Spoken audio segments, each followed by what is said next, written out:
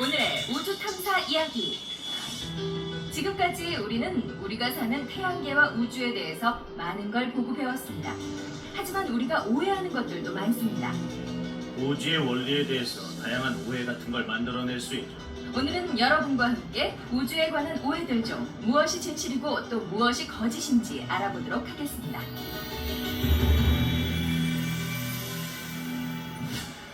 안녕하세요. 우주 탐사 이야기의 진행자 에밀리 캘런드렐리입니다.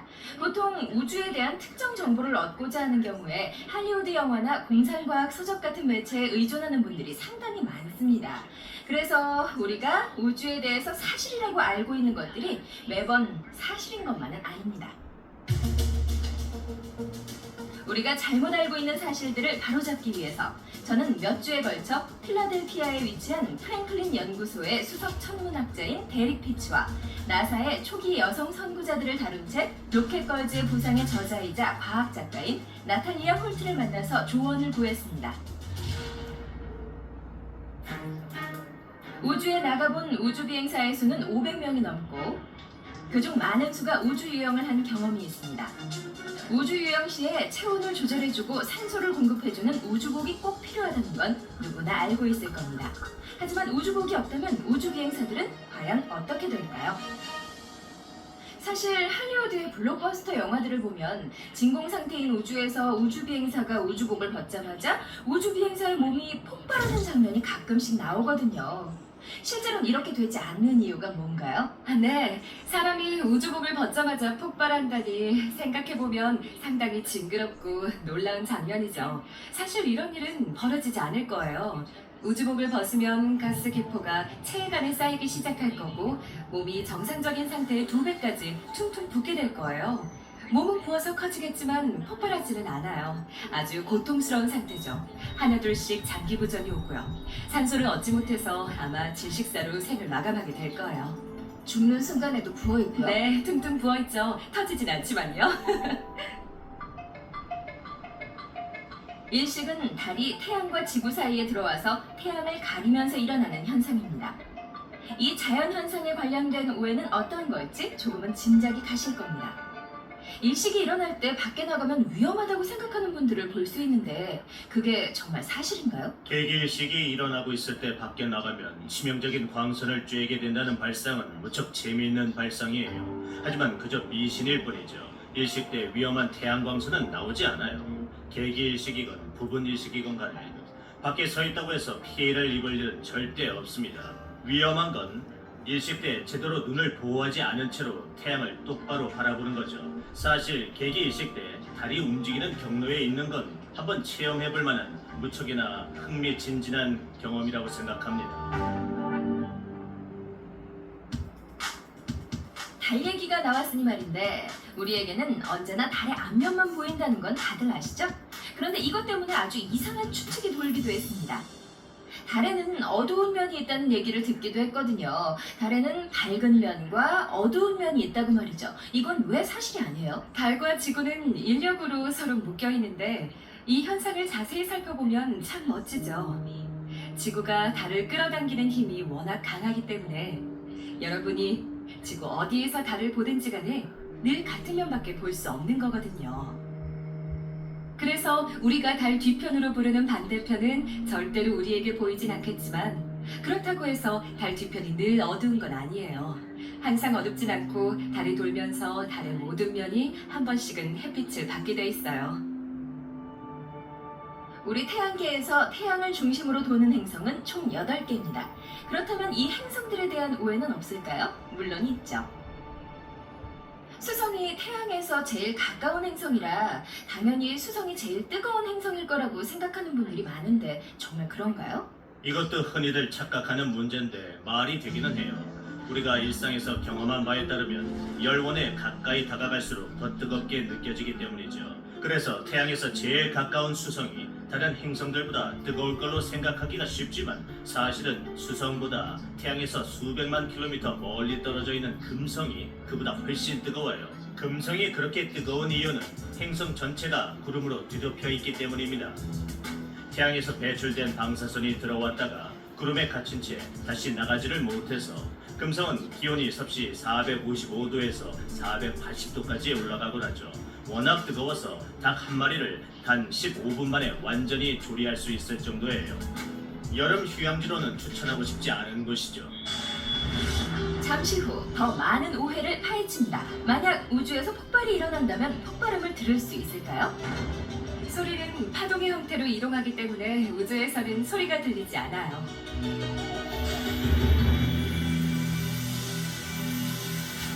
지금까지 전문가 두 분이 거짓으로 판명한 우주에 관한 오해를 알아봤는데요. 우주에 대한 정보 중 잘못된 정보가 많은 것 같네요. 여기에 좋은 사례가 또 하나 있습니다. 우주를 배경으로 하는 할리우드 영화들을 보면 우주에서 뭔가 폭발할 때 아주 큰 굉음이 나거든요.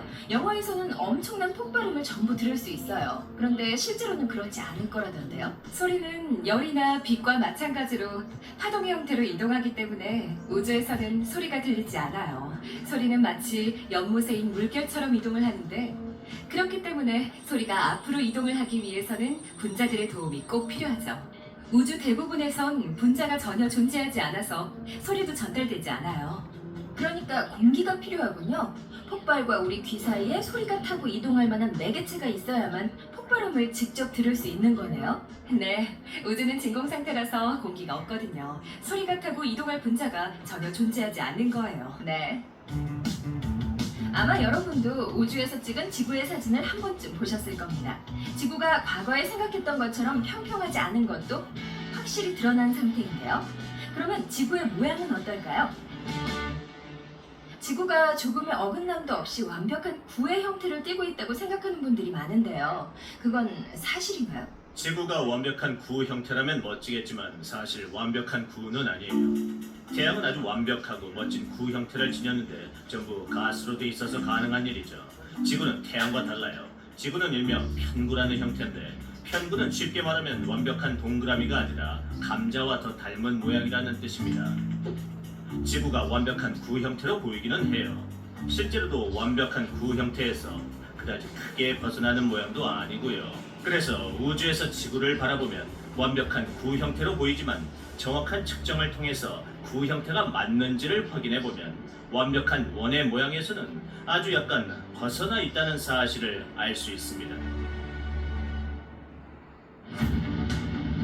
1960년대 초반에 머큐리 계획부터 시작해서 나사는 우주비행 분야를 선도하고 있습니다. 아폴로 계획부터 우주왕복선, 그리고 국제우주정거장까지 그동안 엄청난 업적들을 이뤘는데요. 비용은 얼마나 들었을까요? 이건 제가 싫어하는 뜬소문 가운데 하나인데요. 나사가 엄청난 예산을 잡아먹고 연방정부 예산의 4분의 1이나 쓰고 있다는 소문이에요. 왜 사실이 아니죠? 나사의 예산은 연방 예산의 4분의 1은 고사하고 그 근처에도 가지 못해요. 이런 헛소문이 계속 돈다는 게 씁쓸하죠. 나사가 과학연구에 막대한 돈을 쏟아붓고 있다는 믿음이 있으니까 퍼진 소문인데 그건 전혀 사실이 아니에요. 사실 나사에 책정된 예산은 매년 연방 예산의 0.5%밖에 되지 않거든요. 심지어 우주 탐사의 전성기였던 1960년대, 즉 주기적으로 우주 비행사를 달에 보냈던 시절에도 나사가 들인 돈은 많아봐야 연방정부 예산의 4.4%밖에 되지 않아요. 그러니까 나사에 그렇게 큰 돈을 들인 적이 없지만 그만한 돈을 들이면 뭘 이룰 수 있을지 상상해보세요. 우리 태양계는 얼마나 방대할까요? 자세한 그림 자료를 봐도 태양계의 규모는 쉽게 상상이 가지 않습니다. 우리가 교과서 그림이나 실제 모형으로 태양계 모델을 보면 태양과 행성들은 물론 위성들까지 전부 확실히 보이는데요. 이 모델들의 비율이 언제나 정확하지 않을 수도 있는 이유는 뭔지 말씀해 주시죠. 사람들이 대개 책을 통해서 우리 태양계의 모습을 접하게 되기 때문이겠죠. 책에 있는 그림을 보면 태양을 중심으로 행성들이 제각기 거리별로 동심원을 그리면서 돌고 있고 저마다의 궤도에 있는 행성들은 전부 분명하게 보이죠. 이게 문제가 되는 이유는 태양을 직경 2.5cm 정도의 점으로 표현했을 때 태양계에 속한 행성 대다수가 아예 육안으로는 확인조차 할 수 없는 미세한 점이기 때문입니다. 그러니까 눈에 보일 만큼 행성을 키우면 행성들 간의 거리가 엄청나게 늘어나서 한 페이지에 그림을 전부 넣지 못하고 이 방에서 저 방까지 이어질 거예요. 그럼 지금까지 대부분의 사람들이 본 태양계 모델은 비율이 잘못된 건가요? 전부 잘못된 거죠. 그럴 수밖에 없어요. 잠시 후 누가 관찰해도 분명하게 보이는 것인데도 완전히 틀린 경우가 있습니다. 태양을 보면 노란색으로 보이지만 사실 태양은 전혀 노란색이 아니에요.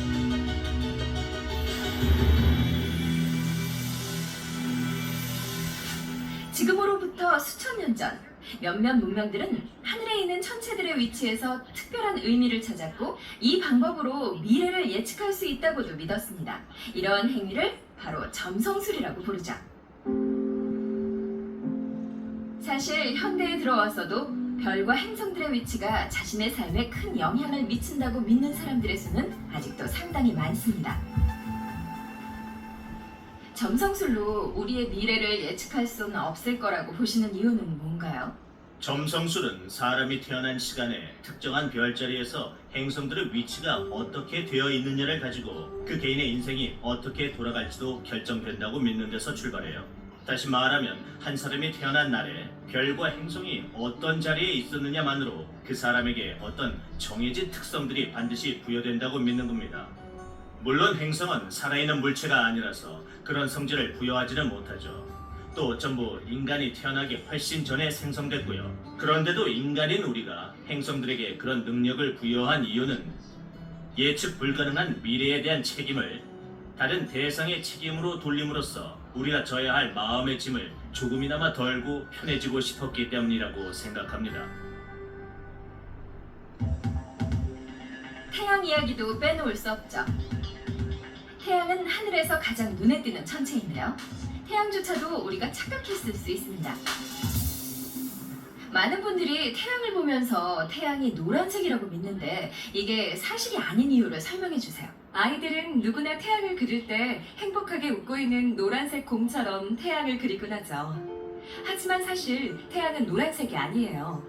그저 지구의 대기가 햇빛의 파란색 파장은 전부 흐트려 놓고 노란색 파장만 그대로 유지시키기 때문에 이런 일이 발생하는 거예요. 그래서 우리 눈에만 태양이 노랗게 보이는 거죠. 사실 우리 태양은 하얀색이에요. 그렇다면 우주 비행사가 달에 가서 태양을 보면 흰색으로 보이겠네요? 네, 맞아요. 그렇군요.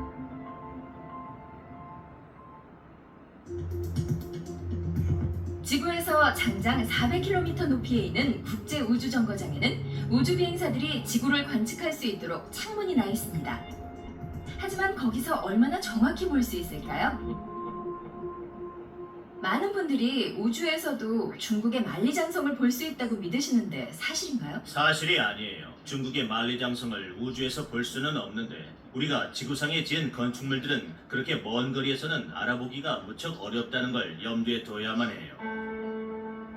중국의 만리장성의 경우엔 길이는 무척 길지만 높이는 그다지 높지가 않아요. 높지 않기 때문에 위에서 내려다 봤을 때 그다지 두드러져 보이지 않을 수밖에요. 그러니까 중국의 만리장성을 우주에서 볼 수 있다면 이집트의 피라미드를 비롯한 다른 웅장한 건축물들도 똑같이 우주에서 보여야 맞겠죠. 하지만 거리가 너무 멀어서 전부 우주에선 보이지 않아요.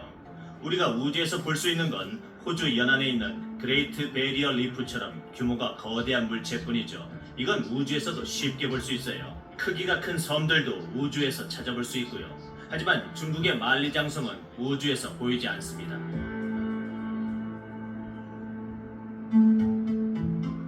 화성과 목성 사이에는 소행성대가 자리하고 있는데요. 소행성대에는 태양계가 탄생할 때 사용되고 남은 수십억 개의 암석들이 있습니다. 소행성대를 보면 이 수많은 암석들 사이로 우주선이 다닐 수 있을지 궁금해지는데요. 이건 비디오 게임이나 영화에서 흔히 볼 수 있는 내용인데요. 소행성대를 통과하는 우주선이 다가오는 소행성들을 이리저리 계속 피해 다니면서 앞으로 나아가는 장면이 나오곤 하죠. 실제로 우주선이 소행성대로 들어간다면 어떻게 될까요? 재미있는 오해이기는 해요. 제가 정말 좋아하는 스타워즈 같은 영화에서 나왔던 내용이기도 하죠. 이러한 오해가 생기는 이유는 우주가 얼마나 광활한지를 우리 모두가 제대로 이해하지 못하고 있기 때문일 거예요. 우리는 우주의 방대함을 제대로 상상조차 하지 못하고 있어요. 그렇기 때문에 우주선이 우리 태양계 안에 위치한 소행성대에 진입한다 하더라도 소행성과 우주선이 충돌할 확률은 아주 낮다고 보시면 돼요. 우주가 그만큼 방대하기 때문이죠. 실제로 나사는 우주선이 소행성과 충돌할 확률을 10억분의 1 정도로 추정하고 있기도 해요. 이건 그저 이론이 아니라 지금까지의 경험을 바탕으로 말할 수 있는 거예요. 여태 우리는 먼 우주까지 여러 대의 무인 우주선을 보냈지만 우주선이 소행성과 충돌한 적은 단 한 번도 없었으니까요. 잠시 후 별 관측을 좋아하는 분들이 많은데요. 북극성은 사람들의 예상과 다를지도 모릅니다. 많은 분들이 익히 아시는 별이지만 하늘에서 제일 밝은 별은 아니에요.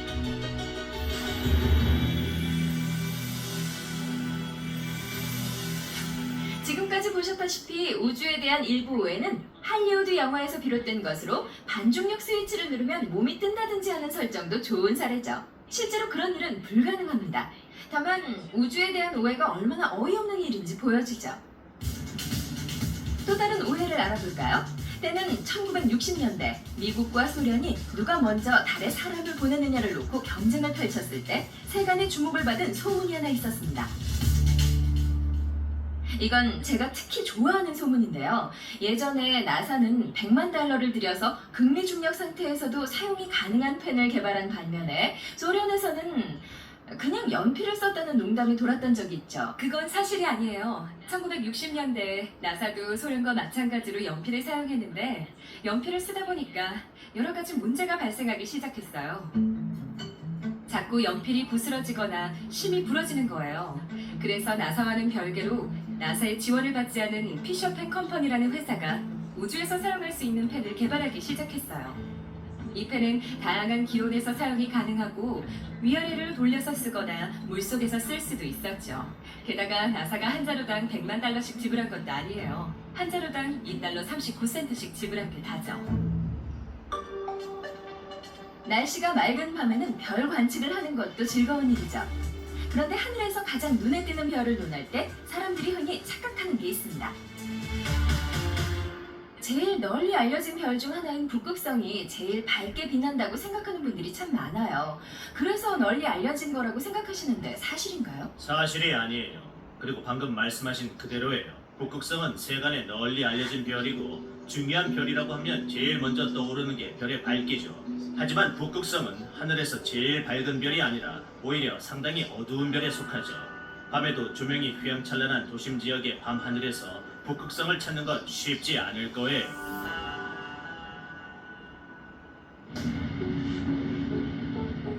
지금까지 많은 로켓과 인공위성들을 우주로 쏘아 올린 결과 우리 지구 주변에 떠다니는 물체들도 제법 많아졌습니다. 지구 저궤도는 초만한 상태가 된 걸까요? 그래비티 같은 영화에 보면 나오는 내용인데요. 인공위성이 다른 인공위성과 부딪히면 도미노 현상이 일어나면서 지구 주위를 도는 모든 위성이 서로 부딪히고 망가지는 상황이 올 거라는 그런 내용이죠. 이런 일은 없을까요? 그런 일이 일어날 확률은 굉장히 낮다고 봐요. 아직까지는 우주 또는 지구 저궤도 주변에 공간이 엄청나게 많이 남아있기 때문이에요. 하지만 지난 5년 사이에 지구 주변에 떠있는 우주 쓰레기 양이 무려 50% 정도 늘었다는 추정이 나와 있거든요. 그러니까 미래에는 문제가 될 수도 있어요. 당장은 문제가 되지 않더라도 우주 쓰레기를 줄여나갈 방법은 다 함께 생각해 봐야겠죠?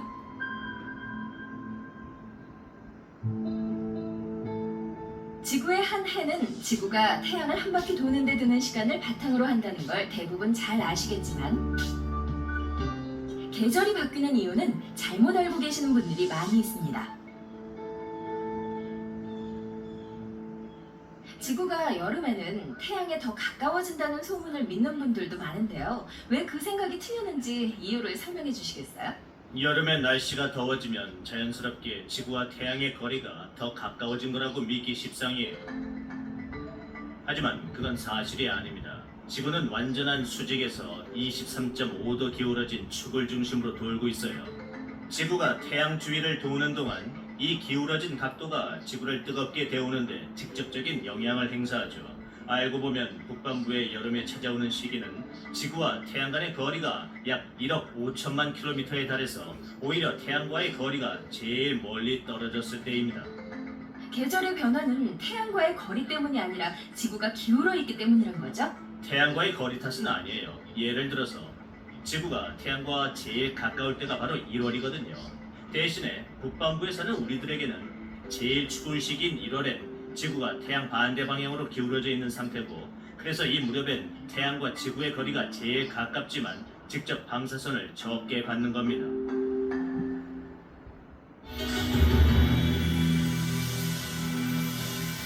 지금까지 아직 많은 분들이 믿고 있는 우주에 대한 오해에 대해 알아봤는데요. 이렇게 확인을 해보니 궁금해지네요. 이런 오해는 왜 오늘날까지 여전히 남아있을까요?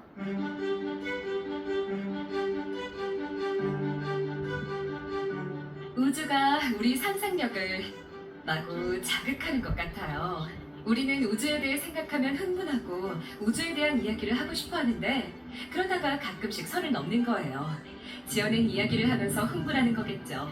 하지만 우주는 그 자체만으로도 충분히 흥미진진하니까 굳이 이야기를 지어낼 필요가 없어요. 사람들이 근거 없는 뜬 소문을 믿는 이유는 주변의 누군가에게서 어떤 이야기를 들을 경우에 그 사람이 하는 말을 그대로 믿기 때문일 거예요. 그 사람에게서 건네받은 정보를 있는 그대로 사실로 받아들이는 거죠. 그러니까 평범한 일반인이나 우리 친구들이 하는 말이나 할리우드 영화에서 본 걸 고지고대로 믿을 필요는 없다는 거군요. 비판적인 사고를 해야 하고 전문가의 의견에 귀를 기울이고 직접 조사도 해보고 그렇게 지식을 늘려서 자신이 가진 오해를 직접 풀어야겠네요. 우리가 가진 오해는 직접 풀어야 하죠. 그러려면 쉴 틈 없이 질문을 던져야 해요. 주변에 끊임없이 호기심을 가져야 하고요. 우리가 듣고 본 걸 무조건 다 믿을 필요는 없으니까 말입니다.